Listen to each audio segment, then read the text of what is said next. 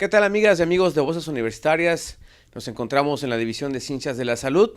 En esta tercera semana de la neurociencia, una semana que, va a ser muy interesante, sobre todo los temas de cómo trabaja el cerebro y todo esto que tiene que ver con la creatividad, con el uso de nuestras neuronas, cosas así. Pero realmente es algo muy importante de saber y descubrir. Y para ello, pues nos hemos dado aquí la tarea de hablar con el doctor Luis Núñez, quien es el coordinador de esta tercera semana que año con año organiza aquí en la División de Ciencias de la Salud, con muchas actividades y con temas muy interesantes. Y también nos acompaña esta mañana pues el doctor Efraín Santiago Rodríguez, quien tiene una sociedad civil que se llama Diagnóstico, Tratamiento e Investigación Neurológica. Bienvenidos a este programa de Voces Universitarias. Bienvenido, Luis. Y doctor Luis, perdón que le diga Luis, pero siempre, ya es un gusto tenerlo y platicar con él. Y doctor, platícanos un poquito, de la historia de esta semana de la neurociencia y la importancia de esta semana. Bueno, la idea surge, inicialmente en el 95 se empezó a llevar a cabo la Semana del Cerebro en diferentes países. Lo organiza la Fundación Dana, que es una organización internacional que se encarga como difundir la importancia de las neurociencias, y la Society for Neuroscience, que es una organización internacional de investigadores en el área de neurociencias. Y la UCRO se suma a partir del año 2011 a esta iniciativa, con la Semana del Cerebro y en las últimas ediciones la Semana de Neurociencias, y el objetivo siempre es el mismo, es básicamente difundir la importancia del cerebro, la importancia de la investigación en el área de neurociencias al público en general. O sea, no solamente dejarlo como en los expertos en el tema, digamos, sino que es un conocimiento para todos. Y traemos solamente ponentes como el doctor Efraín, que es un ejemplo muy importante de eso. Son personas expertas en su área, pero que además tienen la capacidad de impartir conferencias para todo público, muy amenas, muy interesantes, con contenido bastante profundo, pero de forma que sea asequible para todos, ¿no? Y en esta ocasión, además, habrá un trabajo importante con niños en las escuelas y, con el público en general. Esa es como la idea, la intención de la Semana de Neurociencias, y creo que me da mucho gusto ver que el interés ha ido creciendo, ¿no? Hay bastantes personas interesadas. Por ello aquí está el caso del doctor que nos va a hablar sobre el cerebro y la creatividad, y que también sin duda alguna es algo con el doctor Efraín Santiago Rodríguez platicar o de tocar cómo es que funciona para empezar nuestro cerebro. Por ahí creo que deberíamos de empezar, ¿no, doctor? Bienvenido a este programa de Voces Universitarias. Sí, realmente el cerebro es una estructura biológica sumamente compleja en su funcionamiento, y a pesar de que pesa unos cuantos gramos, 1,5 kilos aproximadamente, es sumamente complicada en su estructura, en su funcionamiento, y muchas de sus funciones aún desconocidas o parcialmente conocidas. Dentro de ellas, estas funciones que se atribuyen al ser humano específicamente son más difíciles de entender. Por ejemplo, lo que vamos a hablar el día de hoy, que es la creatividad. La creatividad es una de las funciones que más nos diferencian un poquito de los otros seres vivos, porque somos capaces de modificar nuestro medio ambiente y de establecer relaciones, no solo en el presente, sino en relación al futuro, que en muchos de otros seres biológicos no es posible. Entonces, esta capacidad de creatividad nos hace muy importantes, y actualmente se le está dando mucha importancia en todos los aspectos, pero sobre todo en el aspecto educativo, porque la creatividad es a veces la diferencia entre muchas situaciones de bienestar, obviamente no solo en la medicina, sino en todas las ramas del saber humano. ¿Cómo funciona el cerebro? ¿Cómo llega a tener esta capacidad de producir ideas o pensamientos que anteriormente a nadie se le habían ocurrido? Eso es parte de lo que vamos a hablar en el cerebro y la creatividad. Excelente, yo creo que es muy complejo todo eso, ¿no? Conforme vamos creciendo, nuestro desarrollo, mental, psicomotriz, porque realmente también es eso, ¿no? Todo vamos experimentando, vamos conociendo, vamos abriendo nuestra mente a cosas, vamos conociendo cosas, les vamos poniendo nombre a esas cosas, vamos trabajando con la memoria, vamos trabajando con memoria a corto plazo, a largo plazo. Entonces, todo esto es a veces muy complejo, doctor. Así es, y sobre todo la situación de cómo podemos modificar o cómo podemos estimular ese sentido creativo del ser humano, ¿verdad? Porque ¿quién no quisiera ser creativo? ¿Quién no quisiera tener ideas que a nadie se le hubieran ocurrido anteriormente? Pero en la parte del sistema educativo eso sería muy interesante, poder modificar o fomentar para que como seres humanos fuéramos un poquito más creativos en todos los campos, porque la creatividad se aplica de hecho hay una creatividad que se llama creatividad C mínima o minúscula, podemos decir, que es la que utilizamos en todas nuestras actividades diarias, pero también hay una creatividad gran C que se llama, que se aplica a todos los aspectos artísticos o científicos que obviamente son trascendentes no solo para nuestro entorno, sino para el entorno a nivel mundial.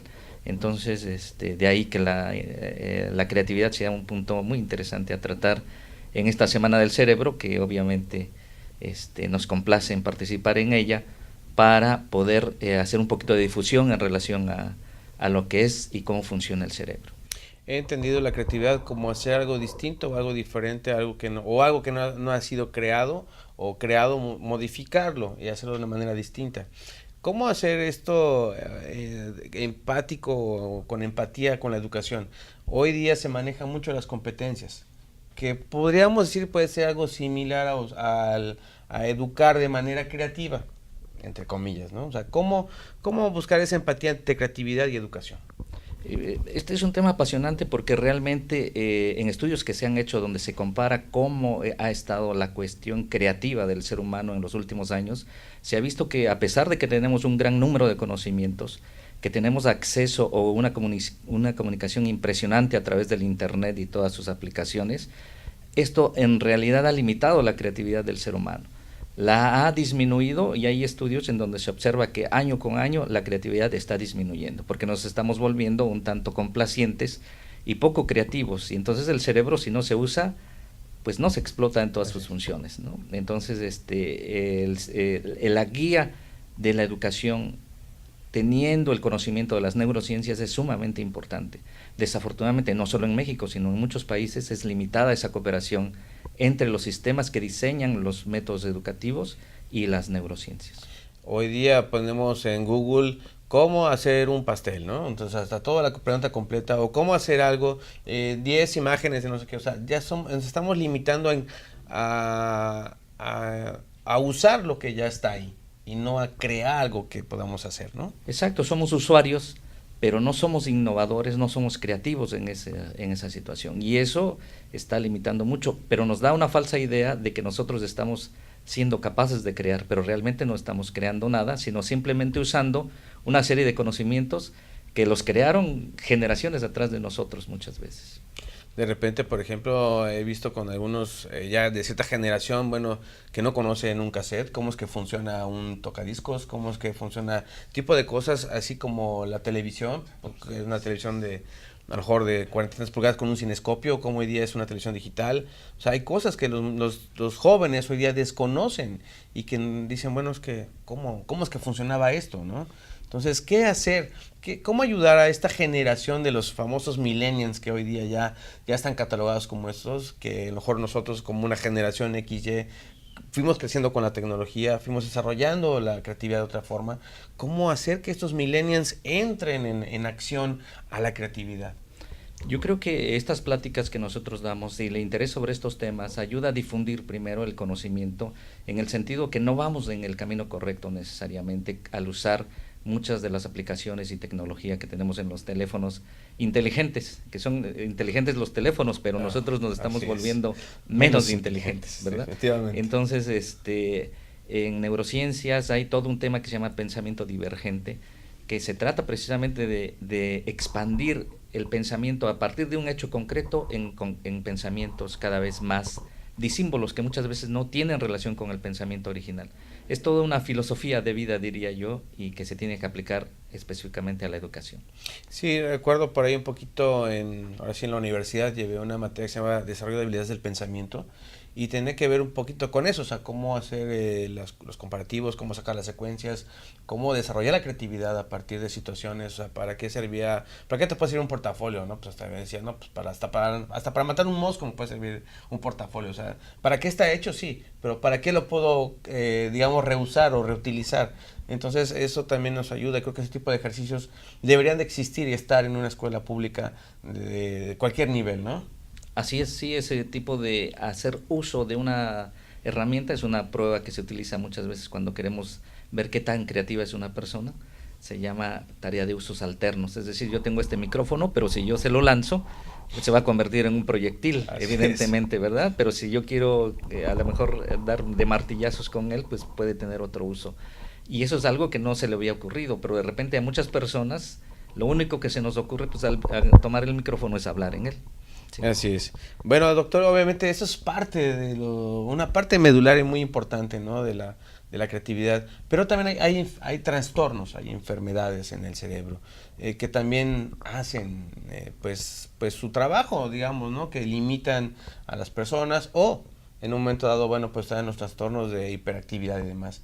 Doctor, yo sé que a lo mejor es una charla que podemos trabajar aquí mucho rato, pero bueno, ¿cómo ayudar a las personas con esos trastornos, sobre todo de déficit de atención, que son los que en un momento son los que más se escuchan en las escuelas, entendiendo un poquito que bueno, que nos está viendo público en general y que tienen hijos a veces con hiperactividad? ¿Cómo trabajar con ellos? ¿Cómo estar con ellos? ¿Cómo hacer que ellos pues no se incorporen a la sociedad, sino cómo estar que ellos se sientan más cómodos, por así decirlo? Es un poquito más difícil. Ahorita estábamos hablando de la creatividad, que es de un ser humano que evidentemente no tiene alguna enfermedad. Cuando hay un trastorno en la atención, evidentemente ya hay un problema, ya hay una limitación, incluso para la ejecución de tareas que para un niño normal no lo representarían. Y ese es un reto aún más grande, porque un niño con un trastorno de atención es como si a nosotros en este momento que estamos platicando nos estuvieran distrayendo 20 personas y hablando y nosotros no sabemos qué atender. Y si me preguntan de qué estamos hablando, pues yo diría, no sé de qué estoy hablando en este momento. Es realmente una situación bastante complicada. Hay toda una serie de estrategias, tanto educativas como médicas, que se pueden aplicar para poder solucionar este problema. Y bueno, amigos de Voz Universitaria, vamos a hacer una breve pausa y regresamos con más de esta semana de neurociencias.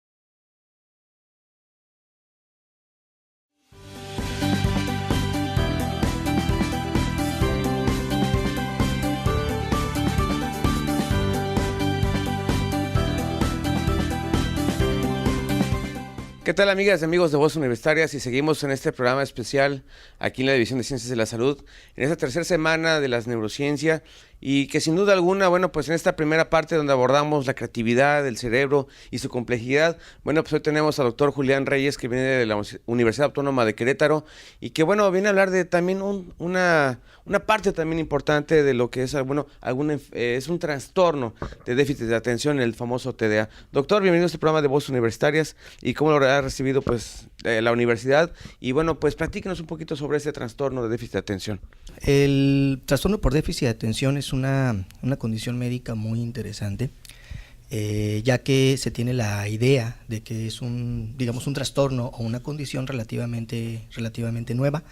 Sin embargo, pues es un trastorno mental, es una enfermedad mental que en realidad ya tiene muchísimo tiempo. Hay descripciones que datan inclusive del siglo XIX, un poco antes del XIX, de chicos que muy probablemente estaban presentando esta condición.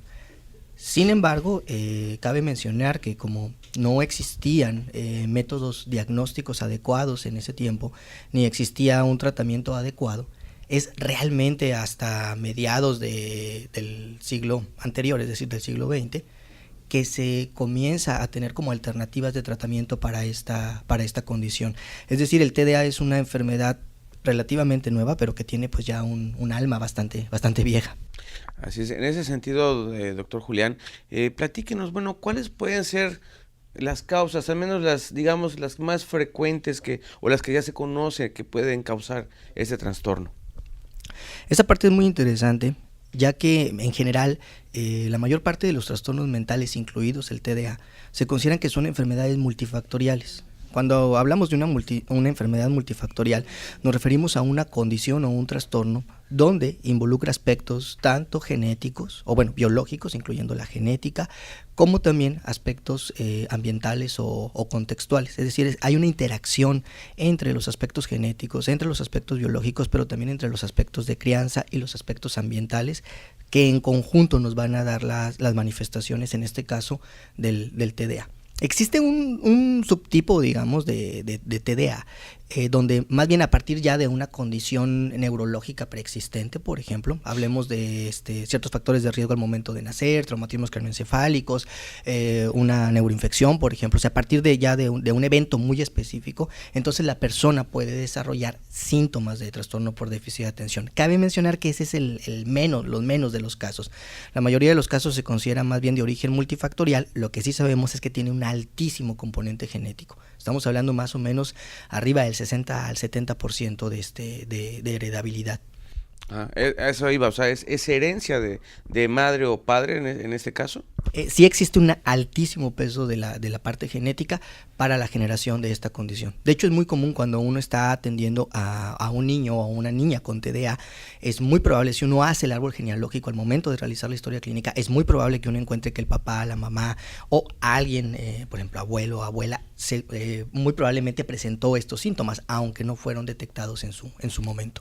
Así es, sí. Entonces, realmente, ¿cuáles serían los estudios pertinentes para poder detectar que un niño o una niña tiene este trastorno? ¿O cuáles son aquellos indicadores o aquellos indicios? Obviamente, a lo mejor habrá algunos que son médicos, algunos que son, como a lo mejor algún accidente, pero ¿cuáles serían esos que no se puede saber o conocer? ¿Cómo saberlo?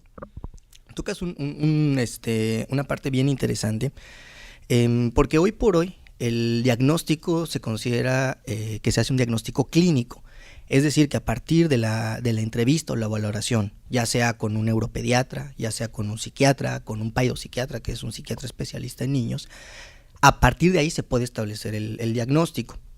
Podríamos incluir en este grupo tal vez como por ejemplo los psicólogos clínicos con entrenamiento en el diagnóstico y detección del TDA, pero también es cierto que hoy día no contamos como tal con ningún tipo de auxiliar diagnóstico. Por ejemplo, de repente es muy común que a los niños les hagan un electroencefalograma, ¿no? Y a partir del electroencefalograma les dicen tiene TDA. Sin embargo, hoy por hoy el electroencefalograma nos sirve como un auxiliar, pero no nos establece el diagnóstico. O sea, el diagnóstico hasta el día de hoy todavía es clínico. En cuanto a los signos tempranos del TDA, esto que me comentabas, por ejemplo, pues tenemos de repente es más sencillo detectarlo en la infancia o en la adolescencia, sobre todo por el contexto escolar. Así es. Porque los niños pues tienen precisamente problemas de atención y concentración, son niños o jóvenes, por ejemplo, que tienen mucha dificultad para terminar las tareas, tienen olvido frecuente de objetos escolares o de objetos de índole personal, que ya perdieron el uniforme, el suéter, los lápices, la calculadora. Hay dificultad, por ejemplo, para seguir las instrucciones.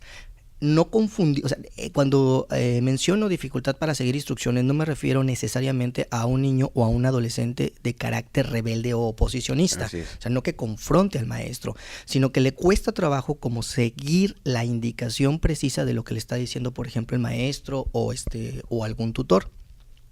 Son niños que se distraen fácilmente. Puede estar uno platicando con el niño o con el adolescente y pues realmente el niño parece que está escuchando cualquier otra cosa menos al interlocutor. Y son niños que en general, si hay datos como de hiperactividad o impulsividad, pues les cuesta mucho trabajo mantenerse en su lugar, se están moviendo constantemente, platican o discuten mucho con otros compañeros, están molestando a otros compañeros, les cuesta mucho trabajo, por ejemplo, esperar turnos. Si están haciendo una pregunta en clase, generalmente estos niños o están distraídos o están adelantando la respuesta. Así es. Interrumpen a los adultos, interrumpen a los maestros. Serían como algunos datos distintivos o característicos de esta condición. ¿Cómo empezar a tratar a un hijo o a una hija con ese trastorno? Yo creo que lo primero es poder establecer un diagnóstico que sea correcto, que sea certero. Porque en el caso del TDA existe una problemática, porque por una parte podemos tener un sobrediagnóstico. ¿A qué me refiero? Más o menos a partir de la década, finales de los 80s, los 90s, se comenzó a investigar muchísimo sobre el trastorno por déficit de atención. Y de repente estábamos viendo casos donde el TDA estaba siendo diagnosticado por el maestro o por la maestra. Era como si tenían un niño problemático, por decirlo de alguna manera, ya se le daba inmediatamente la etiqueta y el diagnóstico de TDA. Pero también es cierto que, por ejemplo, algunos casos que parecen ser TDA pueden ser, por ejemplo, trastornos de ansiedad en niños y en adolescentes, o pueden ser, por ejemplo, trastornos del sueño. Entonces, lo primero es poder establecer un diagnóstico adecuado. Para ello, pues hay que acudir como les comentaba, con un especialista. Puede ser del campo un psicólogo clínico entrenado y capacitado en el diagnóstico de TDA, o bien neuropediatras, neurólogos, psiquiatras, psiquiatras. Partiendo de que establecemos un diagnóstico adecuado y que también consideramos las comorbilidades, porque también hay que tomar en cuenta que el TDA no se presenta solo, de hecho es bastante común la comorbilidad. Tienen trastornos de ansiedad, tienen trastornos depresivos, dependiendo de la edad pueden comenzar a tener abuso o dependencia a sustancias, o pueden tener otros problemas de conducta. Ya que tenemos el perfil completo de nuestro pacientito con TDA y las diferentes comorbilidades, entonces habría o hay que diseñar un tratamiento, pero más bien individualizado, de acuerdo a las características y necesidades de cada sujeto, de cada pacientito. Y aquí es donde entra la pregunta precisamente de los fármacos. Actualmente se considera como una adecuada alternativa el que podamos tener tratamientos multimodales. ¿A qué nos referimos? Que por una parte está el tratamiento farmacológico con todos los beneficios que conlleva el tratamiento farmacológico, más el tratamiento, por ejemplo, psicoterapéutico basado en terapia cognitivo-conductual, más el apoyo psicopedagógico, más algunas modificaciones en el ambiente familiar y en el ambiente social para que este chico o esta chica pueda tener una mejor evolución en cuanto a los síntomas que está presentando. O sea, todo tiene un porqué, o sea, la parte educativa, la parte médica, la parte familiar, todo esto se engloba para poder ayudar a un niño o una niña con este trastorno de déficit de atención. Sí, efectivamente. Tocabas un tema que me parece un poquito importante y que creo que vale la pena clarificar. De repente hay mucho la idea, existen como dos mitos en cuanto al TDA, que van relacionados con la inteligencia. Por ejemplo, a veces se asume que cualquiera de las dos, o que alguien con TDA o tiene una inteligencia por debajo de lo normal, o que tiene una inteligencia al contrario, no, o que es un genio incomprendido. La realidad es que el TDA es un elemento, quitando las cuestiones como neurológicas, alguien que tuvo un accidente, alguien que tiene algún tipo de antecedente neurológico fuerte, en los, vamos a llamarlo TDA puros, en estos, que es la mayoría de los casos, la parte del trastorno por déficit de atención no va vinculada necesariamente con los aspectos de inteligencia. Es decir, podemos tener personas muy brillantes con TDA y también sin TDA, como también podemos tener personas con ciertas dificultades cognitivas con y sin TDA. Lo que es cierto es que el TDA impacta muchísimo en la calidad de vida de quien lo padece, niños, adolescentes o incluso adultos, porque también ese es otro mito de que el TDA es una condición que desaparece mágicamente a los 18 años, llega la hada mágica y quita el TDA. La realidad es que hay un gran porcentaje de adultos que de niños y de adolescentes cursaron con TDA, tal vez no fueron diagnosticados en su momento, y que ya en la edad adulta siguen presentando esta condición, pero claro, las manifestaciones son diferentes, pero sí afecta mucho la calidad de vida de quien lo padece. Realmente estamos ahorita en un momento histórico donde la tecnología forma parte de nuestro día a día. De hecho, a veces nos quedaría la duda, ¿no? de quién sirve a quién, si la tecnología nos sirve a nosotros o nosotros estamos sirviendo a la tecnología, en el sentido de que a veces es difícil despegarse, ¿no?, de estos elementos tecnológicos. En este sentido, muchos papás preguntan precisamente, ¿no? O adultos incluso con TDA. Bueno, es que sucede que cuando yo encuentro una actividad que me gusta, yo puedo durar horas. Y ese también es uno de los rasgos del TDA. Es decir, la dificultad para mantener, por ejemplo, atención y concentración en quienes padecen TDA va vinculada precisamente con algunas tareas que no les son necesariamente agradables o atractivas. Por eso no es extraño que un niño o adolescente con TDA pueda pasar literalmente horas en el celular, horas en las consolas de videojuegos, horas en las tabletas, pero que al momento de tener que hacer algún tipo de tarea, por ejemplo, de matemáticas, de inglés, de geografía, ahí es donde comienza a tener dificultades. Así es. También hay que tomar en cuenta que este ambiente hipertecnológico de alguna manera facilita que existan los procesos de distracción, de fallas en la atención. Porque si yo estoy trabajando en la computadora, por ejemplo, realizando algún ensayo, realizando alguna tarea escolar o algo para mi trabajo, pero entonces yo tengo de repente 4 o 5 ventanas que son como muy atractivas. Tengo entonces una serie de elementos que pueden fácilmente distraer mi atención. Y si yo padezco TDA, pues va a ser mucho más sencillo que en ese momento entre redes sociales, a ver videos, a escuchar música. Entonces yo creo que también esta parte de la hipertecnología sí está facilitando algunos elementos negativos en cuanto a los síntomas de TDA, porque son muchos estímulos ambientales que fácilmente pueden distraer a los niños, adolescentes o adultos que padecen esta condición. Creo que ahí valdría la pena también la supervisión, ¿no? Y como padres estar ahí al pendiente, que independientemente a lo mejor podría haber alguna aplicación, hoy día que así se les llaman, algún videojuego que a lo mejor te concentre en hacer algo, ¿no? Y estar ahí junto a tu hijo para decirle, bueno, mira, a ver, concéntrate, o sea, haz esto, aprende aquí, porque creo que a veces esos tipos de niños también son a veces también visuales, ¿no? Entonces creo que también puede ayudar, ¿no? Así, sí, definitivamente.